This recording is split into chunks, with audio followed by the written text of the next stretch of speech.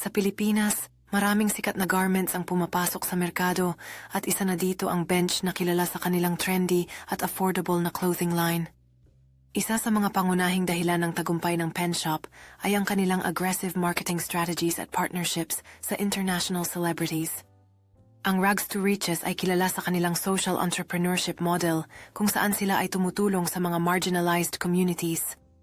Kahit na isang international brand, ang presence ng Forever 21 sa Pilipinas ay pinatibay sa pamamagitan ng pagbibigay ng murang, trendy na damit na umuugma sa panlasa ng mga Pilipino. Nakatuon ang Sierra Madre sa mga sustainable and locally sourced materials na nagbibigay diin sa kanilang commitment sa quality at craftsmanship. Mahalaga ang pagkakaayos ng supply chain mula raw materials hanggang sa distribution para sa mga kumpanya sa industriya ng produksyon. Kahalagahan ng kakayahang umangkop sa mga pagbabago sa trend at pangangailangan